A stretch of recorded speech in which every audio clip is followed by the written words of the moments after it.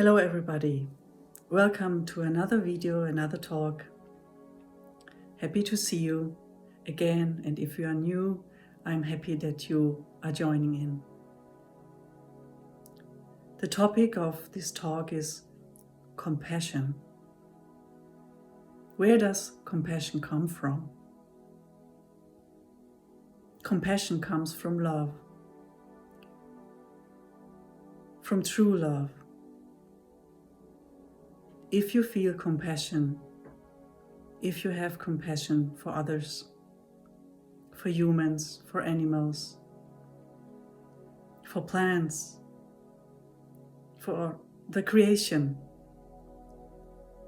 then the foundation is love, and it's a right thing to do so, to feel it. And much more than to feel it, to be it. Because feelings can us mislead into suffering, cause suffering, which we want to be compassionate with. If you look deeply into it, if you watch deeply what compassion is, then it's absolutely not being involved in pain and suffering. But then how can this be done? How can we be compassionate and not be involved in other people, other being suffering and pain? Let's look upon some examples. Look at a doctor. A doctor helps the patient with their problems, with the pain and suffering.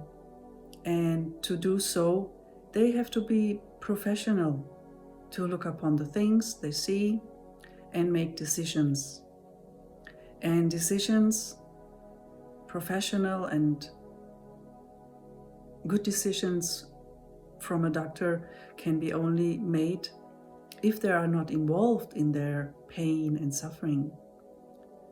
So, but also there must be the seed of love in them, and out of that, the compassion for their patient. Without that, they could not do their job properly. Nobody would call them a good doctor. So compassion must be in first place, and then they can make good decisions out of their professional insights that they have to know what to do. So then look at a mother and the newborn child. This is a very deep connection that they have, a very deep bond. And it's naturally made so. It's for a good reason. Everything is for a good reason. The surviving of the child depends on this deep bond with the mother. So of course there is a huge compassion from mother's side. So look much more deeper. If the child gets sick, if the child needs something out of pain and suffering, so if the mother would be involved, would be soaked in the pain and suffering of the child, also the mother could not handle the situation properly. Compassion must be there to do so. This is very clear. But if you get involved and merge into the suffering and pain of the child, the mother would not be able to do her job properly either. out of compassion, she can do that. So compassion is something that is naturally, very naturally. Also, if you have a master, a perfect living master, like my master, Ishwaji, has told me that compassion comes naturally from them. Masters have more compassion than anybody else because they are seated in the place where it comes from, where love comes from. Themselves are love. They are the source. So compassion comes very naturally in a big way from our masters. But they are not involved. They are not emerging in our pain and suffering. It's the same thing like with the doctor and the mother. To do their job, to play their role and to be what they are, there must be compassion. Think about it. Without compassion, how could they help and take care of their disciples? They could not do it either. So, compassion as a natural thing flows as in the same way that love flows. It's always there. You can always pick it up and be it fully in every moment of your life.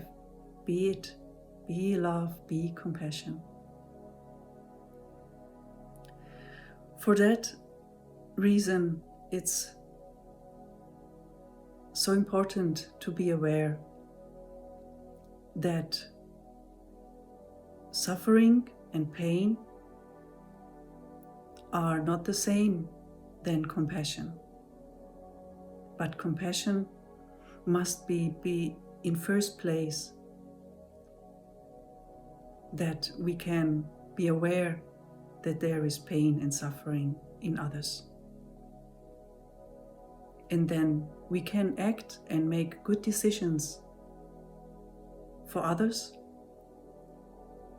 and also for us.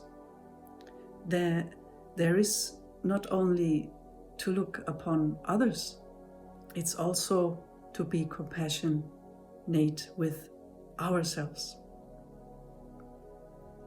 And it's like loving yourself in first place. It's so important that take place, then you can love others. So is with compassion the same. You have to be with yourself compassionate, to be kind to yourself, to understand your pain and suffering. Then you can understand others in their pain and suffering and have compassion for them. Humans, animals, plants, the whole creation.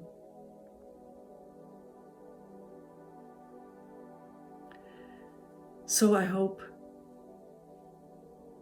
I could put some light on that, how compassionate living can take place, and not by being aware of many things, how reality is and how illusion is created.